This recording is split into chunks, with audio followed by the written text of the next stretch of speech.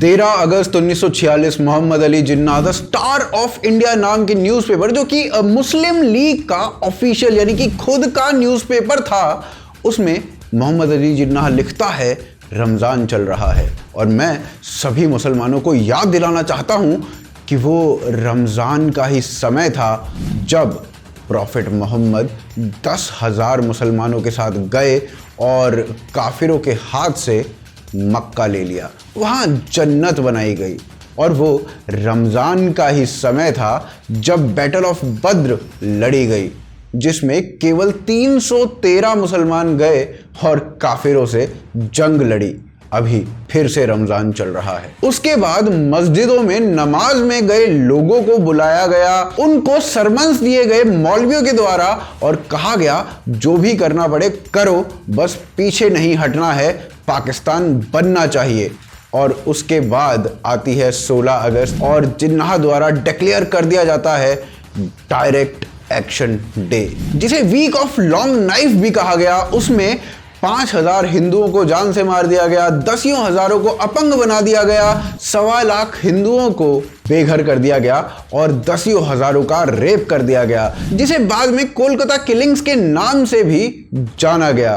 तो हिसाब से समूचे हिंदुस्तान और मुख्यतः बंगाल में इस दिन को काले दिन यानी कि ब्लैक डे के तौर पर मनाया जाना चाहिए। मगर ममता बनर्जी के प्लान्स कुछ अलग हैं। वो इस दिन को सेलिब्रेट करना चाहती हैं और उन्होंने ऐलान कर दिया है कि इस दिन को सेलिब्रेट किया जाएगा और इसका नाम रखा जाएगा खेला होवे दिवस। तो आइए बात करते हैं बंगाल वायलेंस की, बात करते हैं हिंदुओं की इस नृशंस हत्या की और देखते हैं कि कैसे 1946 से 2021 तक कुछ नहीं बदला। आप हमारे साथ बने रहिए, देखते रहिए आज की ताज़ा खबर।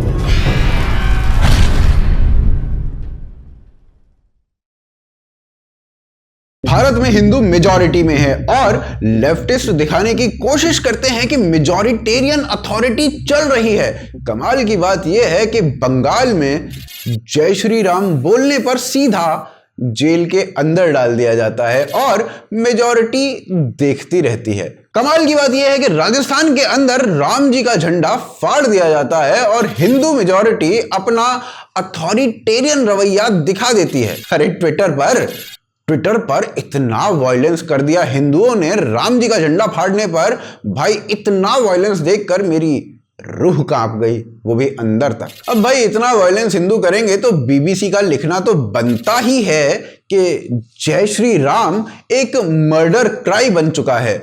इतने सारे मैगजीन्स का लिखना तो बनता ही है कि जय श्री राम अब वॉर क्राई बन गया है। ट्विटर की नीली चिड़िया मुझे लाल दिखाई दे रही थी, मुमताज कसम। फिर मैंने सोचा अगर जय श्री राम मर्डर क्राई हो गया है तो भाई अल्लाहू अकबर बोल के फटने की वजह से मीडिया ने राज कुंद्रा से ज्यादा जीबी का डेटा भर दिया होगा इंटरनेट के ऊपर। मां कसम ढूंढे एक आर्टिकल नहीं मिल रहा था इस बात के ऊपर और हिंदू मेजॉरिटेरियन अथॉरिटी चला रहा है।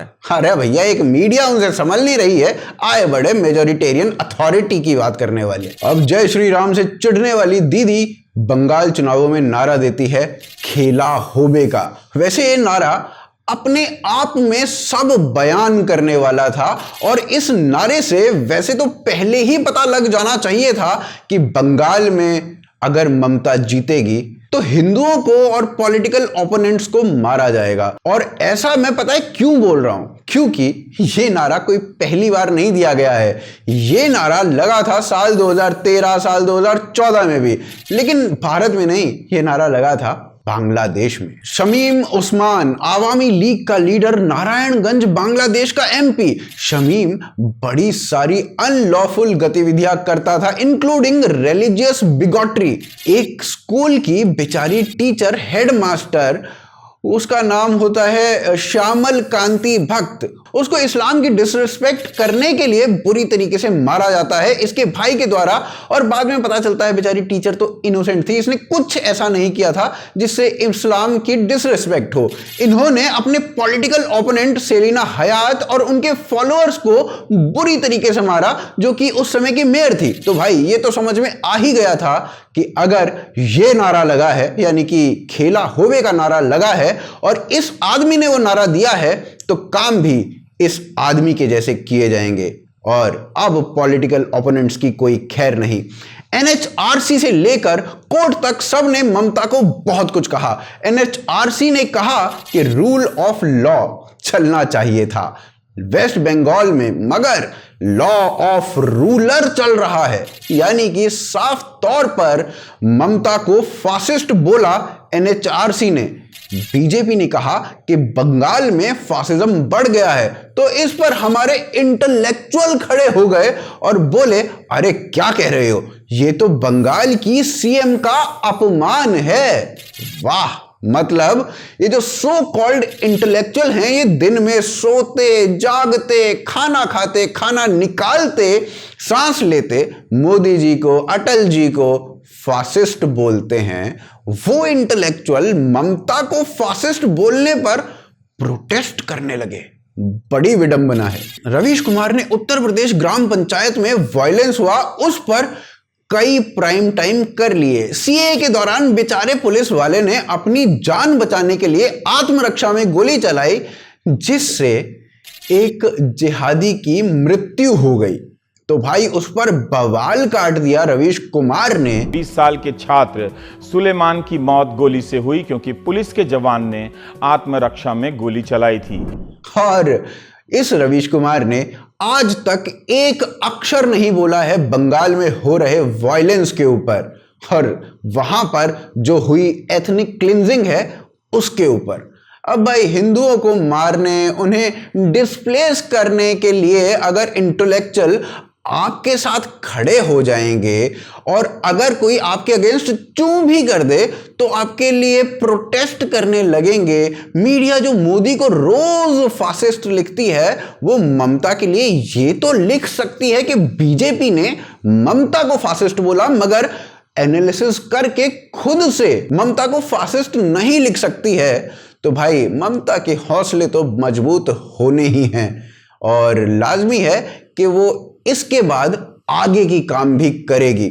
और वो सोचती है कि अभी मन भरा नहीं, कुछ बड़ा होना चाहिए, और 16 अगस्त को खेला होबे दिवस मनाए जाने की घोषणा कर देती है। आप सोच रहे हैं किस लेवल पर जाकर यह काम किया जा रहा है। जिस दिन बंगाल में 5000 हिंदुओं को मारा गया, दसियों हजार का रेप हुआ, दसियों हजार को अपंग कर दिया गया, 1.25 लाख लोगों को बेघर कर दिया गया, उस दिन को सेलिब्रेट करने के लिए खेला होबे दिवस की घोषणा कर दी गई। कहा गया इस दिन बीजेपी को बंगाल से भगा दिया जाएगा और दिखावे के लिए 50,000 फुटबॉल बांटी जाएंगी। यहां पर सबसे बड़ा प्रश्न यह कि जिस दिन को ब्लैक डे की तरह मनाना चाहिए, उसी दिन को क्यों चुना गया। अगस्त में बड़े सारे दिन हैं, लेकिन चुनकर 16 अगस्त ही क्यों। वेस्ट बंगाल में पोस्ट पोल वायलेंस में कुछ डिस्ट्रिक्ट्स मेजरली नोटिस में आई जहां बहुत ज्यादा वायलेंस हुआ और सभी मुस्लिम डोमिनेंट डिस्ट्रिक्ट्स थी।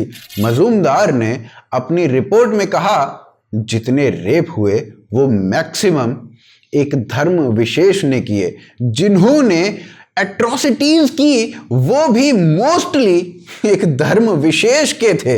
मगर ममता बनर्जी कह रही हैं कि ये बीजेपी की साजिश है। कोर्ट में अर्जी डाल देती हैं कि भाई मुकदमों को रद्द कर दिया जाए, कुछ नहीं हुआ है। और जब तक ममता खुद नहीं मान लेती कि हाँ भाई कुछ हुआ है, तब तक रवीश भी नहीं मानेंगे कुछ हुआ है।